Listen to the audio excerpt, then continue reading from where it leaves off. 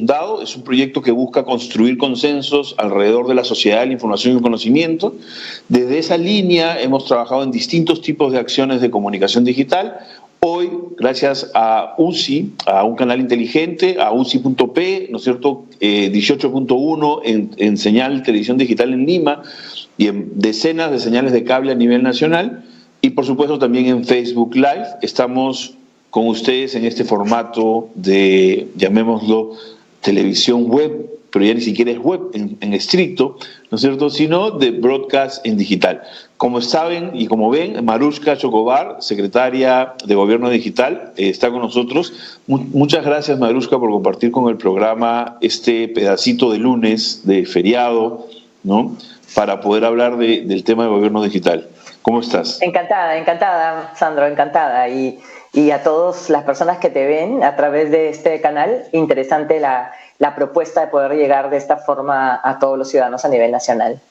Sí, la idea justamente es que normalmente cuando estás en un medio o hay pues un periodista que se está entrevistando, por lo general la noticia, ¿no?, es la que jala y lo que sea la noticia en ese momento, ¿no es cierto? Más bien este espacio, ¿no?, es para que puedas explicar con toda la calma necesaria, ¿no?, exactamente eso que por lo general nadie te deja explicar, ¿no es cierto? Yo me imagino que hay cosas que todo el mundo quiere escuchar, que todo el mundo pregunta, pero que hay otras de fondo que probablemente no se puedan explicar, ¿no? Entonces, la idea es que este programa discurra así, ¿no?, que podamos hablar largo y tendido de las cosas relevantes y no solo de lo que es noticioso, ¿no es cierto?, sino que lo que va más allá, lo que está en el concepto, ¿no? Y además entiendo que están en un contexto específico. Yo acabo de recibir la encuesta sobre el COVID-19. Uh-huh. Perfecto. Sí, Sandro. Bueno, como hemos conversado, hemos estado ya en este programa hace un tiempo, hace varios meses.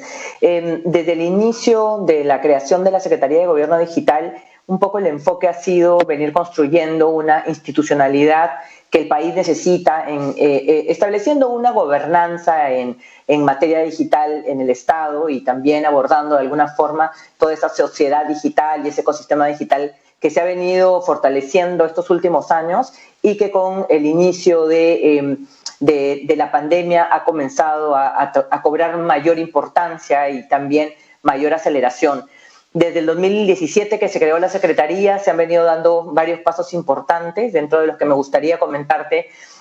Primero, cuando hemos recibido, finales del 2016, el informe del Estudio de Gobernanza de la OCDE para que el Perú pueda alinearse hacia el objetivo de ingresar como miembro de la OCDE, se crea la Secretaría y se comienza a dar un empoderamiento interesante alrededor de una rectoría fortalecida, mayores recursos y también un mayor énfasis en cómo lo digital puede mejorar el servicio hacia los ciudadanos desde el punto de vista del sector público. Después hemos venido construyendo también bases regulatorias como la Ley de Gobierno Digital y también dando algunos pasos importantes sobre la protección del consumidor, la protección del ciudadano en los entornos digitales con la adhesión del Convenio del Perú a Budapest. El año pasado también recibimos el informe de la OCDE a propósito de 1 año y medio de haber recibido las primeras recomendaciones y hubo novedades interesantes porque la OCDE reconoció algunos avances importantes en el país, como haber subido 46 posiciones en el indicador de participación ciudadana en línea de la ONU. Este es el índice que mide el nivel de digitalización de los países. Y si bien nosotros todavía tenemos una brecha importante en temas de conectividad, que nadie, creo que no es ajeno a ninguna de las opiniones y que estamos trabajando en este tema, también hemos sido reconocidos por haber subido estas posiciones, por haber colocado a disposición del ciudadano la información del Estado de manera más ordenada. También dejaron algunas recomendaciones que hemos venido tomando, como orientar las decisiones del Estado hacia una estrategia de gobierno de datos, colocar y construir los pilares sobre la gobernanza y el gobierno de datos, pero también sobre la confianza digital, que es una evolución importante y un contenido diferente a solamente la ciberseguridad, sino ir construyendo la confianza de los ciudadanos en los entornos digitales.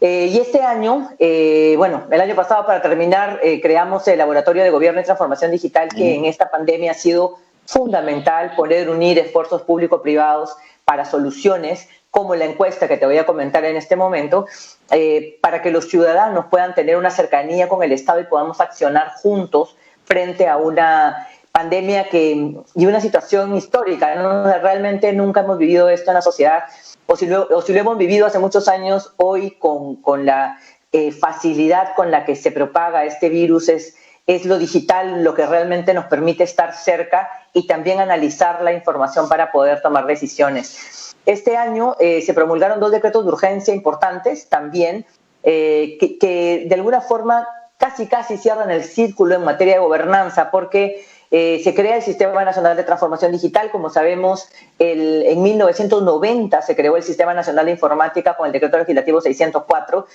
y han pasado 30 años para evolucionar hacia un sistema funcional de la administración pública que involucre no solamente a las entidades públicas en un compromiso de digitalización del país, sino también a la academia, al sector privado, a la sociedad civil y a los mismos ciudadanos, pero no como existían antes, que eran consejos consultivos, sino dentro del sistema, es decir, que hay una corresponsabilidad tanto público-privada y hasta el mismo ciudadano de poder avanzar en materia digital. Y el segundo decreto de urgencia, que es el 007, ya habla un poco más sobre cómo se organiza un ámbito de confianza digital, colocando la seguridad digital, donde estamos hablando de los componentes de ciberdefensa, ciberinteligencia, ciberseguridad propiamente dicha, y todo el tema de la ciberdelincuencia, la protección de los datos y la protección del consumidor en entornos digitales. Consideramos que con este arreglo normativo, si bien todavía hay algunas normas que hay que evolucionar, hay algunas normas que hay que revisar, no necesariamente las digitales. Mira, hace poco hemos lanzado un desafío en el CADE Digital para poder identificar aceleradores de la transformación digital que vayan por el lado regulatorio. Hay normas que impiden el avance digital porque textualmente dicen que esto se tiene que hacer en papel. Hay normas que están escritas, favorecen a la digitalización, pero no se impulsan, entonces hay que identificar cuáles son. Y hay normas o regulación que falta para poder impulsar determinados temas que son novedosos o nuevos en este momento. Y todo este arreglo que hemos venido manejando y construyendo de la mano con la OCDE, de la mano con organismos internacionales y con gente experta en el Perú que da su tiempo como voluntarios o voluntarias al Laboratorio de Gobierno y Transformación Digital, y hemos venido construyendo este camino. Al iniciar la emergencia acá en el Perú, nosotros veníamos ya 1 mes y medio antes coordinando con el equipo de Gobierno Digital para Latinoamérica y el Caribe. Somos parte de este grupo de todos los gerentes o jefes o directores o ministros que tienen a cargo el gobierno digital o la transformación digital en los países de Latinoamérica y el Caribe. Y veníamos revisando cómo podíamos, pues ya en algunos países de estos ya estaba el COVID-19, y fuimos los primeros en poner nuestro pedido de apoyo para poder generar una aplicación que pudiera darle beneficios a la ciudadanía, y también con los retos que esto conlleva, ¿no? Porque no es que se tenga todas las herramientas, gente experta para poder desarrollar esto rápidamente como se requería. Y recibimos apoyo del BID, recibimos apoyo del gobierno coreano y también de empresas en el Perú. Empresas que en el marco laboratorio se comenzaron a unir para poder cooperar con el gobierno en este sentido. Y bueno, ahí lanzamos la aplicación Perú en tus manos, y ahora la encuesta que les quiero comentar, si tienes ahí alguna pregunta. Sí, yo quisiera, o sea, yo creo que has abierto el panorama, ¿no es cierto? Ya has hecho una descripción espectacular de tu agenda, de la agenda de la Secretaría. Yo tenía una pequeña pregunta inicial que tiene que ver con la gobernanza que tú decías, y luego más bien quería hacer una pregunta muy básica para aquellos que nos estén escuchando o viendo, que no tengan claro pues qué cosa es gobierno digital, ¿no? Entonces la primera pregunta es, en realidad lo que ha sucedido con la creación de la Secretaría es que le han dado a este tema el rango de viceministerio, ¿no es cierto? ¿Es mi interpretación adecuada? O sea, la Secretaría de Gobierno Digital en PCM, ¿una secretaría tiene el rango de viceministerio? No, la Secretaría, como todas las secretarías, tiene rango de secretario general. Dentro de un ministerio, los rangos son ministro, viceministro, secretario general. Ok, perfecto. Entonces, en este momento tú tienes el rango de Secretaría General del Ministerio de Educación o la Secretaría General de cualquier... Estás dentro de lo que podríamos llamar, lo que se conoce como el nombre de la alta dirección, en realidad. Así es. ¿Cierto? Así es. Y yo creo que eso es espectacular entonces, porque finalmente lo que hace es que este tema no sea de soporte, no sea visto como un tema de soporte, ¿no? Como lamentablemente todavía se ve el tema digital muy asociado a lo informático, ¿no es cierto? Y entonces en muchos ministerios, que yo creo que cada vez son menos, eso lo debes tener tú más claro, el jefe de tecnología, el CTO, el que vendría a ser, ¿no?, la cabeza estratégica de tecnología de un ministerio, podría estar incluso debajo de la persona encargada de la administración del ministerio, ¿no?, del jefe de la oficina administrativa. De asuntos administrativos, sí. De hecho, sí, eso todavía continúa así en muchas de las entidades públicas. Sin embargo, hay muchas otras que han avanzado dándole el rango de director general o directora general a quien ocupa ese rol. Y lo importante es que le están sumando también los componentes de innovación o la materia de innovación y de tecnologías digitales, ya no tanto las TICs, ¿no? O sea, ya no tanto las tecnologías de la información y las comunicaciones. De hecho, la ley de gobierno digital define o casi transforma el concepto de las TICs en tecnologías digitales por todo lo que abarca. No solamente es la evolución del nombre como tal, sino que ya se comienza a tener esa orientación hacia las tecnologías puestas al servicio de los ciudadanos, que es un poco la ruta de la OCDE, ¿no? O sea, es lo que estamos siguiendo. Exacto. Que me imagino que además que de alguna forma implica tener una agenda de coordinación con una secretaría gemela tuya, que sería la Secretaría de Gestión Pública, ¿no es cierto? Claro, en la línea de que efectivamente los jefes de abastecimiento, ¿no?, adquieran ya la capacidad de contratar tecnología, ¿no?, sin necesidad de tener a un ingeniero de sistemas, ¿no es cierto?, para que le ayude a contratar todo lo que se enchufa, ¿no es cierto?, porque a veces en ese termina el rol, ¿no es cierto?, y más bien la oficina de tecnología pueda servir para el sistema de transformación digital, ¿no?, más allá del rol que puede tener en el tema de adquisiciones. Pero en esa línea, Maruska, ¿qué es gobierno digital? O sea, si tuviéramos que pensar en lo básico, en el 101, ¿no es cierto?, ¿qué cosa, o sea, cómo se define el gobierno digital del que estás a cargo? Si quisiéramos llevar el concepto a su real dimensión, tendríamos que decir que es un conjunto de procesos, es un conjunto de proyectos, de iniciativas, de normas, de marcos regulatorios que en su estructura transforman aquello que significa el servicio público. Significa que las tecnologías pueden ser transversales a cualquier acto público, sea un acto interno o un acto de servicio a los ciudadanos, y tiene dos roles principales. Primero, garantizar que este proceso sea más eficiente, más ágil, menos complejo, menos burocrático, con menos plazos y realizado de una manera en la que el esfuerzo tanto de los servidores públicos como del ciudadano en el contacto con el Estado sea el menor posible, pero también garantizando la seguridad de esta transacción, ¿no?, de este proceso interno o externo. Y segundo, que realmente tenga valor para las personas. Tiene que generar valor. Se le denomina el valor público, no es el valor para las personas, en la medida en que efectivamente un servicio que esté digitalizado tiene que ser comprendido por el ciudadano de primera, es decir, pensando cómo se desarrolla ese servicio, entrevistando y de alguna forma testeando este servicio antes de ser puesto como digital con los mismos ciudadanos. Y ahí es donde viene la gran diferencia entre lo que es el gobierno electrónico y el gobierno digital. Y el gobierno electrónico durante muchos años ha sido o ha venido siendo transformar el proceso que está en papel o en físico hacia el mundo online. Y generalmente es que los formularios los ponemos en internet y se llenan como están en físico, y eso sigue siendo gobierno electrónico. Entonces, por ejemplo, si nosotros tenemos, no sé, pues un formato 4, lo llenamos, lo tenemos en físico y lo ponemos igual en internet o en un formulario online, va a seguir siendo gobierno electrónico en la medida en que no tomemos ese formato, se lo entreguemos a la gente, preguntemos si les genera valor, si lo entienden, si les sirve, si es que de alguna forma podemos simplificar eso, y si recuperamos el sentido del ciudadano y venimos y decidimos, ¿no?, el formato 4 sirve o no sirve.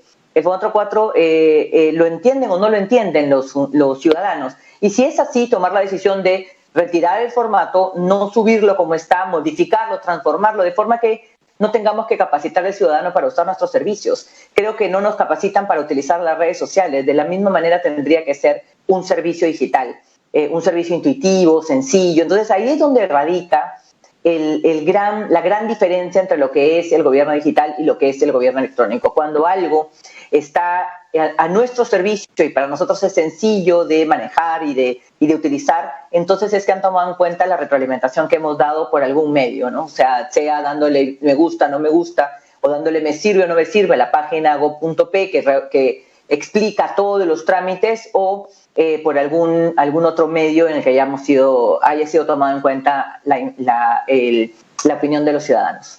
Creo que es muy relevante la comparación que estás haciendo, no solo por el hecho de que efectivamente antes existía una oficina de gobierno electrónico que es, digamos, repotenciada para la Secretaría de Gobierno Digital, ¿no? Sino porque además es importante entender que este cambio de adjetivos no es solo un tema de marketing, ¿no es cierto? Dejar de hablar de lo electrónico y empezar a hablar de lo digital, para mí está cargado de mucho significado, ¿no? No es solamente, y yo lo vivo, digamos, en el cotidiano con el tema del e-learning, o sea, del aprendizaje electrónico versus el aprendizaje digital. Entonces, a mí me queda clarísimo, ¿no es cierto?, que una cosa es lo electrónico y otra cosa es lo digital.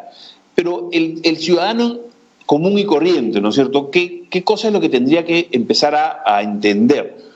Que hoy día, en la presidencia del Consejo de Ministros, que por defecto es una organización intersectorial, ¿no es cierto? Uh-huh. Solo el estar en la presidencia del Consejo de Ministros ya define que la Secretaría sea intersectorial, ¿no es cierto?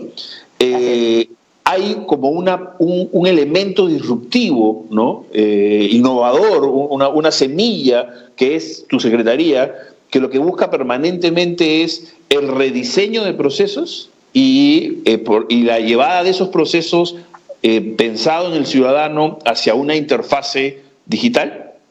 Claro, en la Secretaría, y como bien lo has comentado, la presidencia del Consejo de Ministros es la entidad que articula, que gestiona multisectorialmente los objetivos del gobierno y el Poder Ejecutivo. Entonces, las secretarías que se encuentran en la presidencia del Consejo de Ministros tienen este rol articulador y al mismo tiempo es un rol rector, es decir, que marcan la pauta, la línea, la agenda y también los procesos, los lineamientos, las directivas, para que esto, en el caso de digital, sea mucho más sencillo. Por ejemplo, en la Secretaría tenemos 3 grandes áreas. La primera tiene que ver con todo lo que es regulación, cooperación internacional o presencia del Perú en Alianza del Pacífico, ¿no? Esto se coordina con la Cancillería, pero en esta área, en esta subsecretaría, se encuentra todo aquello que es normativo, el impulso normativo, para poder agilizar y transformar o generar las normas digitales desde el diseño, que es un poco uno de los principios. Si cualquier entidad pública va a generar alguna norma nueva que sea de carácter transversal, tiene que ser digital desde el diseño, en considerar apertura desde el diseño, por ejemplo, que es lo que marca la Ley de Gobierno Digital. Entonces, esta área se encarga de todo el tema de regulación y también de ir viendo los indicadores internacionales y cómo la presencia del Perú va subiendo o va mejorando, o qué tenemos que mejorar en el caso de esos rubros.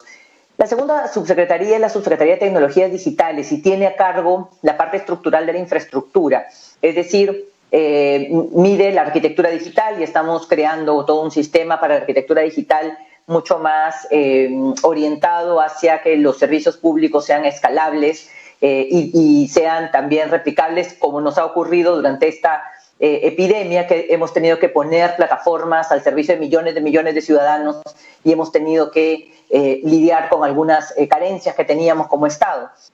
También está a cargo de la seguridad digital y está a cargo del PSER, que es el Centro Nacional de Seguridad Digital, y también está a cargo de la interoperabilidad entre las entidades públicas y una plataforma que ya tiene algunos años de haberse implementado en el Estado, que en sencillo esto significa que el Estado intercambia información hacia adentro para que el ciudadano sea mucho más sencillo. Casos como el certificado de antecedentes policiales, que antes de entregárselo al ciudadano, pues varias entidades públicas intercambiaron datos para entregarle al ciudadano un único documento que dice certificado, ¿no? Y firmado digitalmente. Y la Ahí, tercera, perdóname, te dejo en la tercera un segundito. Lo que pasa es que a mí ese decreto legislativo, el decreto legislativo que de alguna manera dice, bueno, ya señores, basta, el Estado no le va a pedir al ciudadano información que el Estado ya tenga. Y por lo tanto el Estado va a empezar a interoperar su información, ¿no? Y que hace que ya no tengamos, al menos en la ley, en el documento, ya no tengamos que hacer ningún trámite con nuestra fotocopia del DNI, ¿no es cierto? Ante el Estado, al menos, ¿no es cierto? Yo me imagino que los privados podrán seguir haciéndolo, aunque tampoco deberían, supongo yo. Pero a mí eso me pareció alucinante, me pareció que era un paso acelerado, me parecía, ¿no? Pasó desapercibido porque ese decreto legislativo salió en una época muy compleja para el país, ¿no es cierto? Pero 2 o 3 avances fundamentales en el marco normativo hacia la simplificación, la modernización y la digitalización fueron por esa línea, ¿no? Eso quiere decir, o sea, ¿es una exageración de mi interpretación? O si alguien, algún nivel de gobierno en este país, en alguna oficina en este país, de gobierno, o sea, sea municipalidad distrital, regional, local, ¿no es cierto?, o gobierno central, me pide fotocopia de mi DNI, está cometiendo un ilícito. ¿Es una exageración? En contra de la ley. No, están yendo en contra, están incumpliendo la ley, por decirlo así. Están incumpliendo la ley. El decreto legislativo 1246 es muy claro con respecto a que las entidades públicas tienen la obligación de interoperar, porque para el ciudadano no tendría por qué estar yendo a cada entidad pública a pedir un documento para otra que se los pidió, ¿no? O sea, este es el principio básico de la interoperabilidad. Y efectivamente, quien incumpla el decreto legislativo está incumpliendo la ley. Y un tema importante porque la interoperabilidad ha comenzado a tener mayor empuje en los últimos, casi el 2019, porque la Secretaría también comienza a hacer vigilancia y acompañamiento de los procesos y del cumplimiento normativo que hay en las entidades públicas. Entonces, hemos venido siguiendo, tenemos fondos del Banco Interamericano de Desarrollo para poner personas a disposición de los 3 niveles de gobierno, de los 3 poderes del Estado y también de los organismos autónomos, de las empresas del Estado, para poder acompañarlos en el cumplimiento normativo, que es lo que origina también la agilización de la digitalización. Y comentando eso, no hay cosa que... O sea, si nosotros comenzamos a interoperar internamente, está todo muy bien. Si mantenemos la seguridad digital en tanto esto sea posible y vayamos construyendo una arquitectura digital y al mismo tiempo tengamos una regulación habilitante, todo eso está muy bien, pero si no involucramos al ciudadano antes de digitalizar un proceso, un trámite, entonces nos estaríamos quedando casi en la mitad del camino. Y ahí es donde entra la tercera subsecretaría, que en realidad en este momento es un área, es el área de innovación digital. Lidera este equipo dentro de la Secretaría, lidera la Plataforma Digital Única del Estado, gov.p, y lidera los procesos de digitalización y ahí, a diferencia de la primera subsecretaría donde hay abogados y también hay expertos en informática, en tecnología, en la segunda subsecretaría la mayoría son expertas en informática y en tecnología, y en la tercera hay gente de las ciencias sociales. O sea, hay antropólogos, hay sociólogos, hay investigadores que lo primero que hacen es, antes de comenzar a digitalizar un servicio, hacen un proceso de investigación y se hace una investigación con los ciudadanos. La última investigación que hicimos presencial fue la licencia de funcionamiento con la Municipalidad de La Victoria y se entrevistaron a cerca de 86 personas que tienen negocios entre Gamarra, en todo el distrito de La Victoria para precisamente, y por eso te daba el ejemplo del anexo, ¿no? Para que sepamos si le es útil el anexo, más que útil para el Estado, porque está bien que sea útil para el Estado, pero tiene que ser útil para el ciudadano y tiene que saber por qué llenar tal o cual anexo. Entonces, esa fue la última que hicimos presencialmente y ahora hemos hecho testeos digitales para los procesos que estamos implementando durante esta emergencia. Esta área tiene un proceso, los procesos de metodologías ágiles, no investigo, hago el prototipo, vuelvo a testear, diseño, dibujo, o sea, y hago o lanzo mínimos productos viables, que era lo que comentábamos la vez pasada en el foro, ¿recuerdas? Nosotros lanzamos mínimos productos viables. De hecho, los mínimos productos viables que la Go.p fue un mínimo producto viable a mediados del 2018, mayo del 2018, se lanzó como un beta, de hecho decía Go.p beta, y todas las páginas de los ministerios comenzaron a subirse como betas hasta que fueron mejorándose, perfeccionándose. Los ciudadanos nos daban me sirve, no me sirve, y con eso, o sea, hasta ahora tenemos todo un esquema de atención a esos no me sirve. Si el ciudadano dice no me sirve en una página informativa, eso se genera una especie de ticket interno para que alguien se haga cargo de entender por qué no le sirvió al ciudadano y si hay algún comentario, poder incluirlo dentro de las mejoras. Y ese proceso se itera y es permanente. Y de la misma manera con los servicios que se están impulsando. Esta área es de las áreas más importantes porque hay un contacto directo con las personas a nivel nacional. Esa subsecretaría, la tercera que decías. Sí, ahorita es una área, todavía no es una subsecretaría. Es un área, estamos en plena evolución del ROF de la Presidencia del Consejo de Ministros y estamos nosotros haciendo varias propuestas para poder incorporar aquello que está en los decretos de urgencia de este año y también de la Ley de Gobierno Digital para constituir y cerrar el círculo de una institucionalidad para seguir subiendo en institucionalidad, ¿no? En ese sentido. Tengo una consulta que yo debo admitir que no la entiendo muy bien en realidad, pero de repente Maruska a ti sí te da un poco más de información. Es Rolando Omar Castillo, que lo que nos pregunta es ¿por qué los bancos no aplican la circular 021-2020 del BCR? ¿No? Podrían dar un almacén, ¿por qué no lo reglamentan? Yo en realidad debo admitir que no sé, no conozco cuál es esa circular 021, ¿no? No nos han dado más pistas. ¿A ti te suena, te dice algo? No, pero si se trata de lo que estamos conversando, podría tratarse de circular 021, ¿no? Del BCR. Del BCR, sí. Pero, digamos, luego podemos regresar a ella de repente, sí, pero... si la buscamos aquí, a ver... Se trata de, tasas de interés, moneda nacional. No sabría opinar ahorita. Vale, ya, de repente. Pero nos quedamos con la pregunta. Sí, nos quedamos con la pregunta y ya la vamos teniendo tiempo para resolverla. Entonces, la Secretaría tiene la Subsecretaría de Plataforma, ¿entendí? De Tecnologías. La parte de regulación. Regulación y la de Transformación e Innovación. Son tres. La de innovación. La tercera es un área todavía. Ya, ojalá. Entonces, claro, yo por eso recuerdo, digamos, en el foro de RPP sobre el país digital, ¿no? Yo planteaba pues como un desafío este asunto de pensar en mínimos productos viables desde el Estado, ¿no? Y tú decías, un momentito, sí podemos pensar en mínimos productos viables desde el Estado, ¿no es cierto? Ahora, pero el modelo que tenemos es un modelo muy parecido a cómo se ha hecho innovación y transformación digital en el mundo privado, ¿no? Es decir, una oficina, una isla de eficiencia, ¿no? Coge el liderazgo, la gobernanza de la innovación.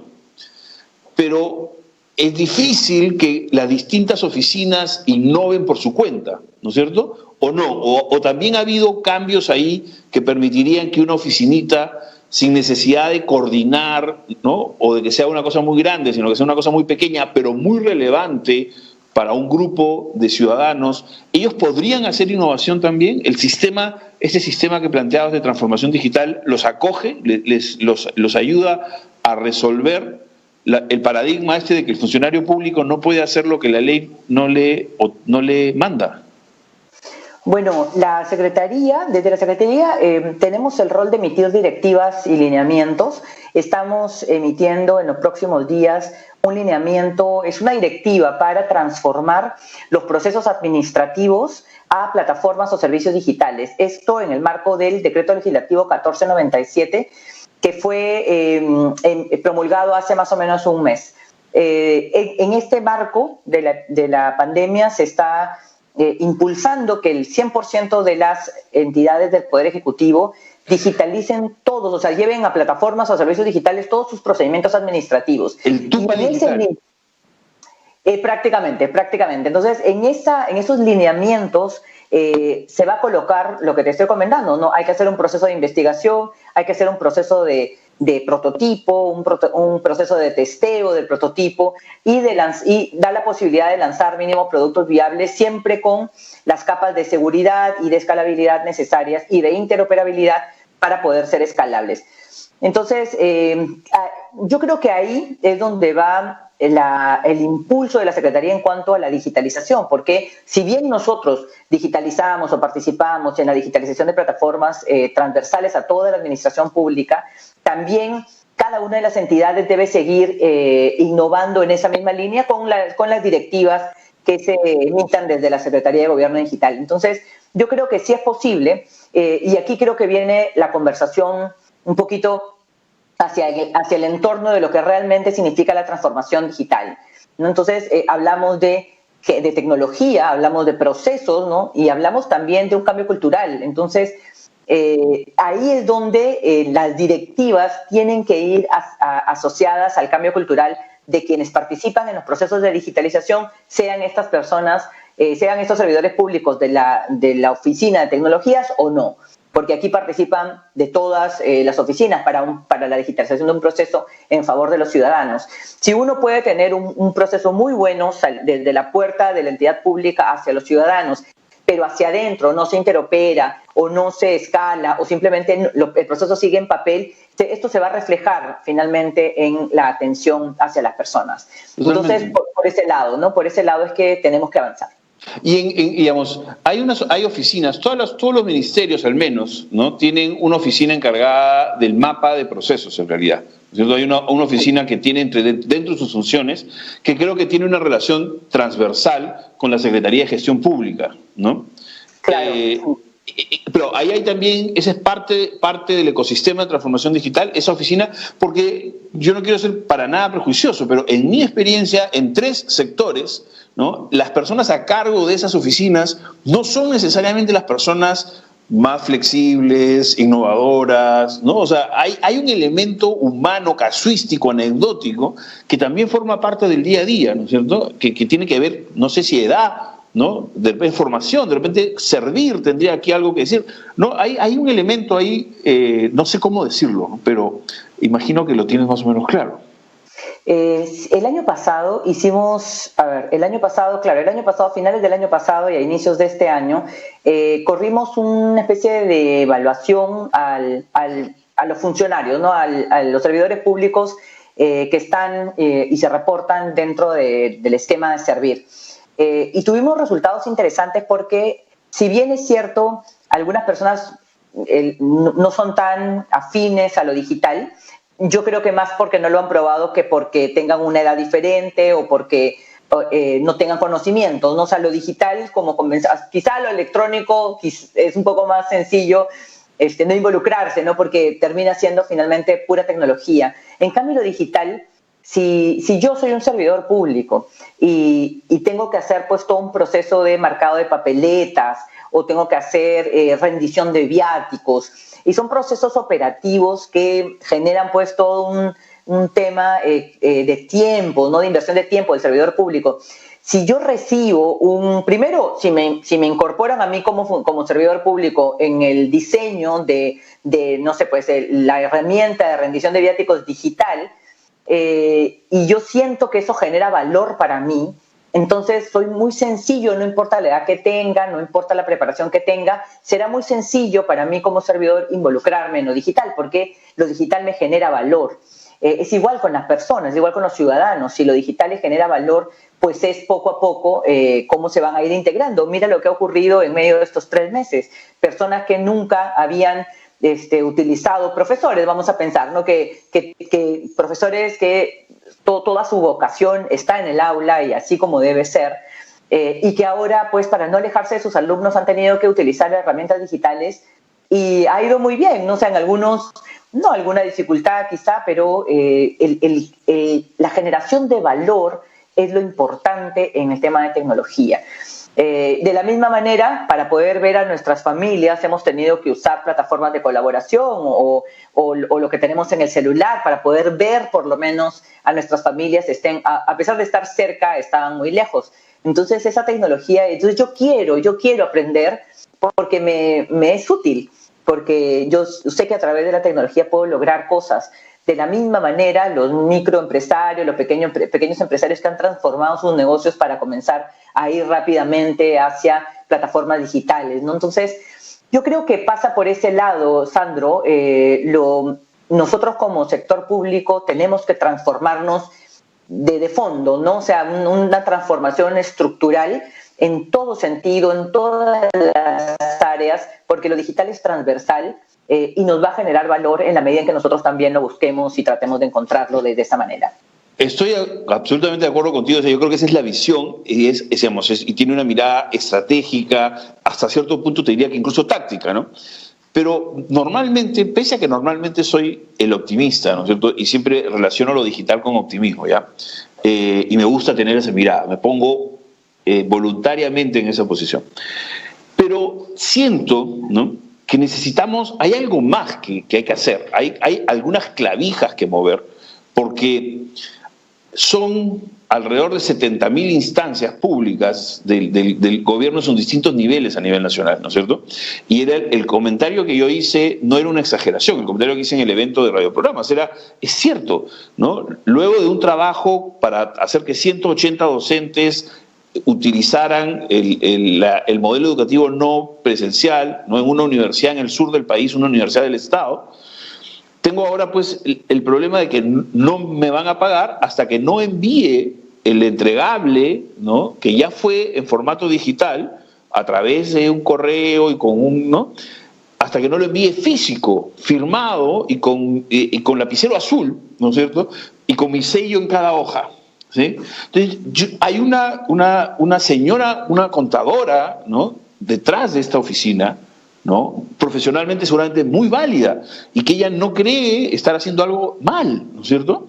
Y de repente soy yo el exagerado, de repente eso va a tener que seguir siendo así, pero yo entendía que los últimos cambios de la ley de proceso administrativo hacían que eso ya no fuera necesario, pero sigue sucediendo, ¿no? Y eso sucede en una universidad pública que no debe ser de las instancias del Estado más perdidas, ¿no es cierto? Debe tener un nivel de visibilidad. Sí, a ver, aquí confluyen dos factores. Primero, como hablábamos, este es un proceso de transformación cultural y de decir, bueno, esto dice la ley y por lo tanto yo no voy a pedir cosas en físico porque la ley me habilita a pedir o a sustentar mis documentos en digital. Y lo segundo pasa por los órganos y las entidades que son de supervisión, control, fiscalización, con las que también tenemos que ir impulsando esta supervisión, control y fiscalización digital, para que no solicite dentro de un proceso de control, por ejemplo, documentos en físico, porque el funcionario público va a querer siempre guardar los documentos en físico en la medida en que cuando le toque una fiscalización, una acción de control o lo que fuera, va a tener que entregar los documentos en físico. Esto es parte del proceso de transformación, Sandro, que creo que estamos acelerando, impulsando, y probablemente también en esa línea vaya esto que estamos creando ahora para la Política Nacional de Transformación Digital, que involucra sector público y privado, pero que sin duda tiene un componente importante en materia de gobierno digital, ¿no? Y esto es creo que lo que nos toca acelerar a cada uno. Espacios de conversación como este permiten que las personas que van escuchando y van interactuando puedan tener primero el panorama claro de dónde venimos, hacia dónde vamos, y que es aquello que está en la mitad que también me toca a mí como funcionario, servidor público, acelerar, ¿no? No solamente esperamos la norma, sino también fundamentada en normas que ya se han expedido, podemos ir generando este cambio donde nos toque estar. Creo que es fundamental lo que has dicho, Maruska, porque, claro, o sea, esta señora, esta contadora profesional, probablemente ya sería la más feliz de no pedir papeles, ¿no es cierto? Pero si tiene la duda, ¿no?, o la experiencia, porque tiene años seguramente en el Estado, ¿no?, de que viene la Oficina de Control Interno y luego le pide el documento, el papel en físico, o si en una acción de control la Contraloría le pide el documento, entonces, claro, ella termina quedando atrapada, ¿no?, entre una y otra posición. Sí, pues efectivamente lo que tú dices tiene mucho sentido. O sea, de repente lo que tenemos que trabajar también es con en el ecosistema, la Contraloría juega un rol fundamental, ¿no es cierto? Porque además queremos transparencia, ¿no? Deberíamos ser obsesos con la transparencia, pero la transparencia no está asegurada pues por el papelito, ¿no? Claro, pero bueno, en realidad esto es un proceso de transformación, esto es un proceso permanente, así como el decreto de urgencia 006 define la transformación digital como un proceso continuo, permanente, disruptivo y de cambio cultural. Quizás somos uno de los pocos países que tenemos una ley que define la transformación digital. Entonces, todo eso tenemos que aprovecharlo e impulsarlo desde donde nos toque estar y permanecer siempre conectado a lo que hay, a lo que sale nuevo. Lo digital es transversal a todo, es transversal a cualquier carrera universitaria, cualquier carrera no universitaria, es transversal a cualquier tipo de trabajo que podamos hacer. Siempre podemos encontrar en lo digital valor para generar bienestar en nosotros, en nuestra familia, en la sociedad y en la ciudadanía en general.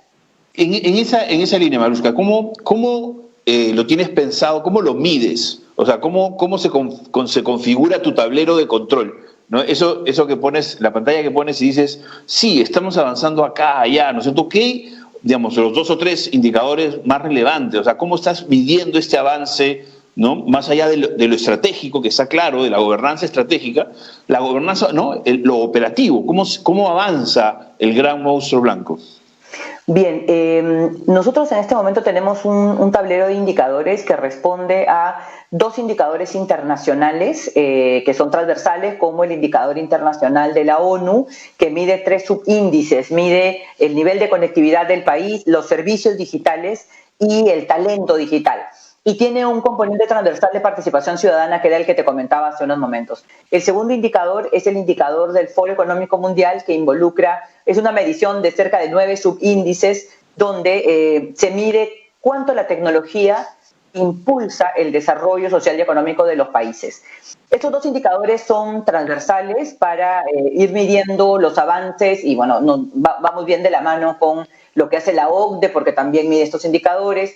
Y en ese sentido son como los importantes para poder medir de manera general. Otro indicador es el indicador de seguridad digital, en el que estamos cerrando una serie de brechas. Tenemos el decreto de urgencia 007, pero muchas cosas todavía que implementar. Se ha dado creación al Centro Nacional de Seguridad Digital, también al Registro Único de Incidentes Digitales, y estamos cooperando y colaborando con diferentes entidades que tienen que ver con el tema de confianza digital para poder seguir construyendo esa línea. Y dentro de estos, los 2 indicadores, la ONU, el Foro Económico y el de seguridad digital, hay uno en particular que es la base de la Política Nacional de Transformación Digital, y es aquello de cómo podemos medir la ciudadanía digital. Y la ciudadanía, porque necesitamos a un ciudadano que conozca sus derechos, sus deberes en el mundo digital, y que hoy se hace eso mucho más evidente. De ahí quisiera comentarte, estamos escogiendo las capacidades que tiene un ciudadano para comportarse en el mundo digital, y donde nos tenemos que nosotros poner más énfasis para impulsar, ¿no? Por ejemplo, busca y obtiene o busca información en Internet, utiliza las tecnologías para comunicarse, utiliza las tecnologías digitales para el entretenimiento o para capacitarse y educarse, también para tramitar o generar trámites con las organizaciones públicas, para operar en banca, en servicios financieros, y también para comprar y vender productos o servicios. Estas capacidades alrededor de un ciudadano digital son las que vamos a ir comenzando a medir inmediatamente que podamos consensuar y publicar la Política Nacional de Transformación Digital. Lanzamos una encuesta hace poco y hemos tenido unos resultados muy, muy buenos con respecto a participaciones de las regiones, por ejemplo, y nos quedan ya las etapas de talleres especializados. El ciudadano digital, entonces, tiene todo un abordaje desde la conectividad, desde la educación digital, desde el gobierno digital, desde la economía digital, si ese ciudadano es emprendedor, de manera también transversal, todo lo que implica la identidad y todo lo que implica la confianza digital, ¿no? Hay un componente importante de datos, del gobierno de datos, que se unirá con el componente de confianza digital en la medida en que los datos tienen que ser utilizados y analizados con componentes éticos, ¿no? de implementación de tecnologías digitales. Este tablero, que tiene los 3 primeros indicadores, está construido, y estamos construyendo el de ciudadanía digital con las capacidades que te acabo de comentar, para que sea el indicador. En la medida en que nosotros avancemos, eso tiene que impactar en los ciudadanos de manera positiva. Si avanzamos en educación, impacta en los ciudadanos. Si avanzamos en gobierno digital, impacta en los ciudadanos. Si avanzamos en conectividad, impacta en los ciudadanos. Y finalmente en economía digital, si es que impacta la labor que nosotros desarrollamos o si impacta en algún negocio o la forma de generar bienestar y recursos económicos como personas.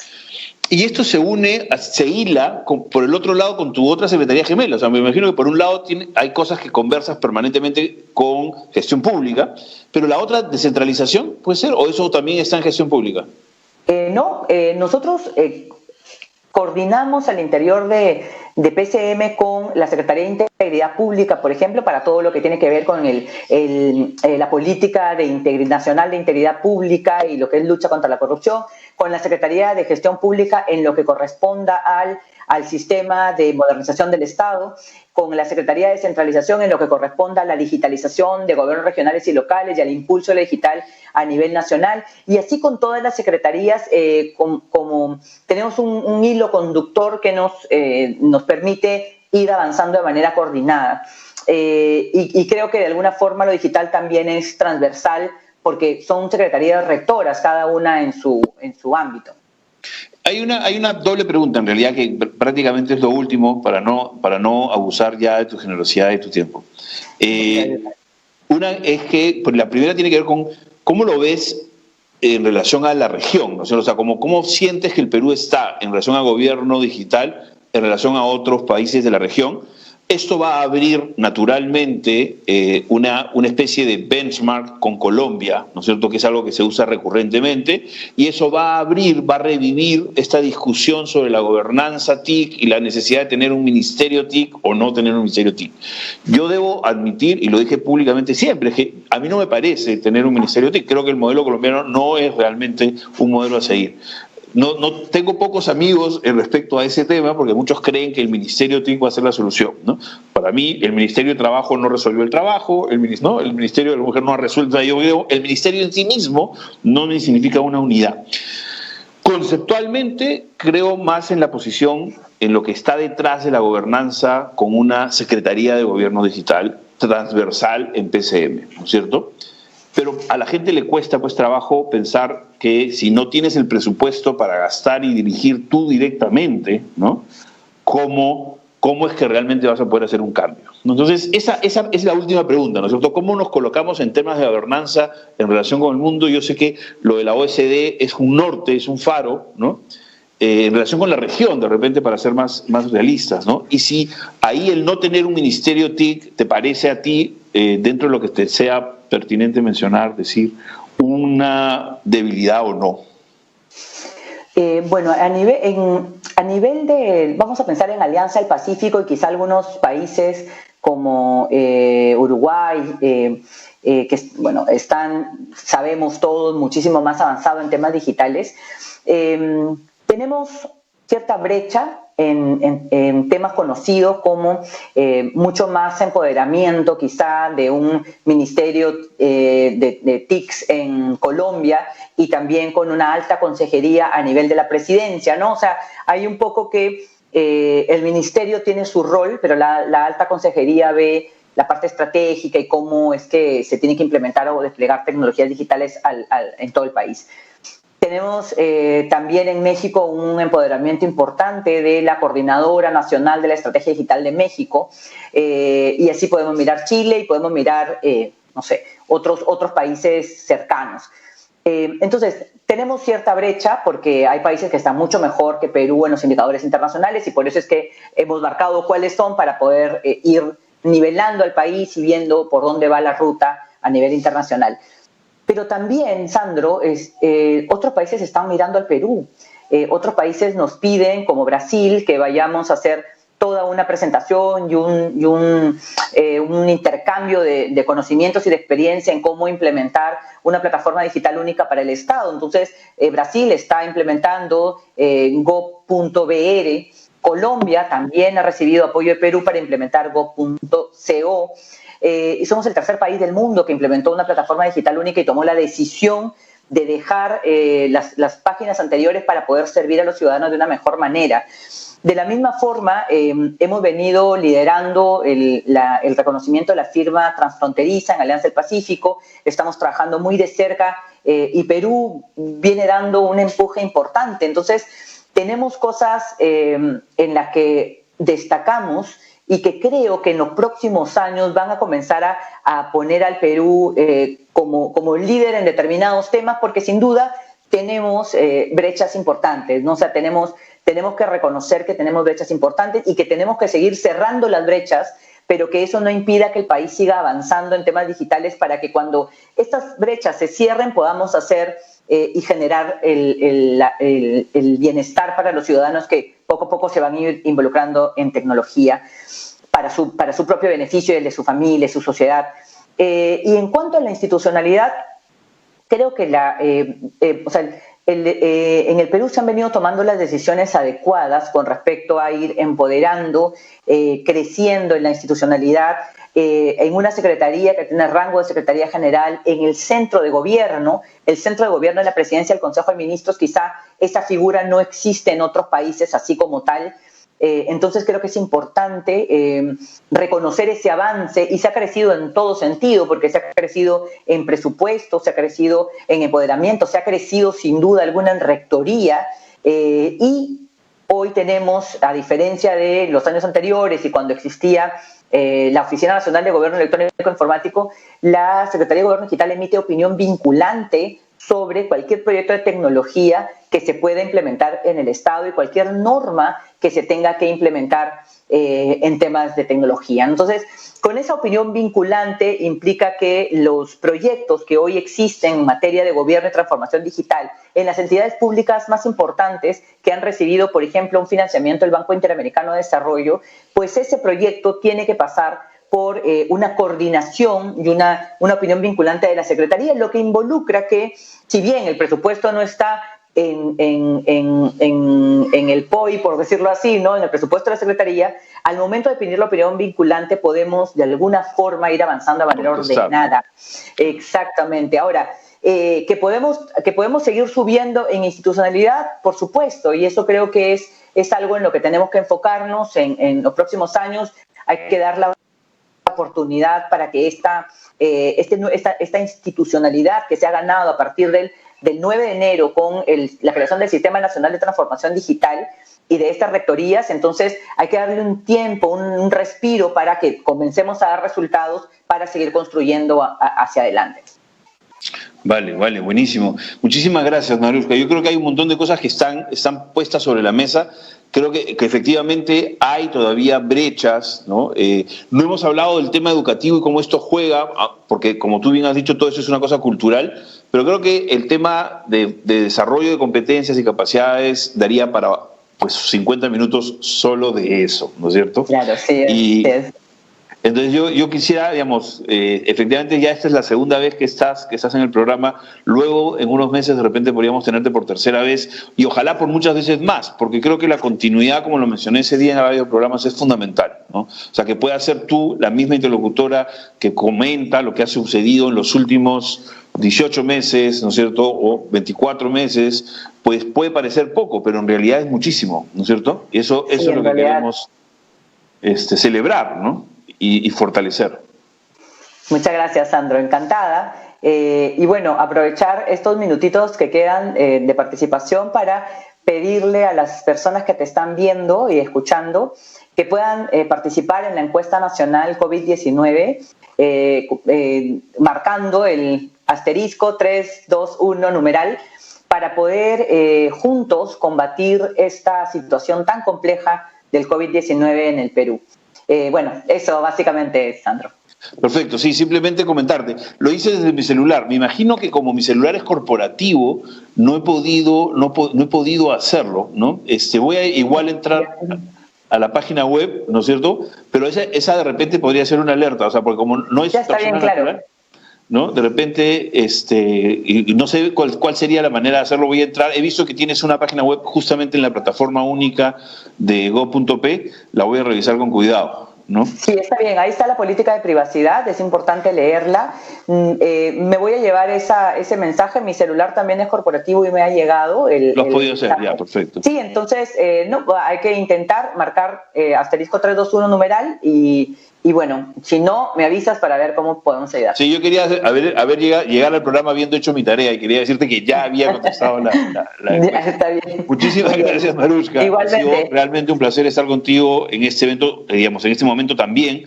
Y veamos pues, más adelante cómo nos mantenemos en contacto para que la gente siga estando al tanto de cómo avanza tu agenda. Muchísimas gracias. Excelente. Muchas gracias, Sandro. Un gusto. Hasta luego. Hasta luego. Bueno, con el resto, amigos, este es el final. Como siempre les digo, el final pues no es más que el inicio del programa de la siguiente semana. Había un montón de información, ¿no? Creo que podemos ir luego mirando cada uno de los puntos y ver si podemos traer a alguien que nos venga a hablar, por ejemplo, del tema de digitalización de pymes también, del Ministerio de la Producción, ¿no? O el mismo tema de la Contraloría. De repente podría ser interesante ver a quién podemos encontrar en Contraloría que nos explique un poquito cómo piensan ellos, ¿no? el marco de la transparencia y el control, ¿no? En lo digital, ¿no? Y cómo no se vuelven, como diríamos con un anglicismo, ¿no? Cómo no se vuelven un stopper del desarrollo de estas cosas, ¿no? Bueno, eso es todo. Muchísimas gracias por estar con nosotros en esta versión de Cultura Digital en Casa, gracias a UCI. Hasta luego.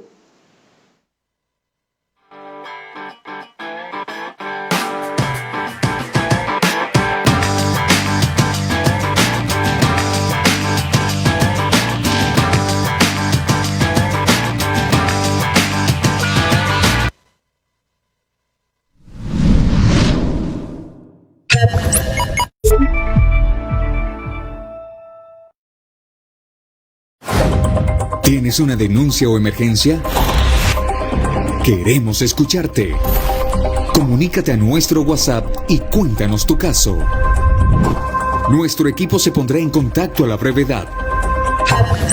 UCI, un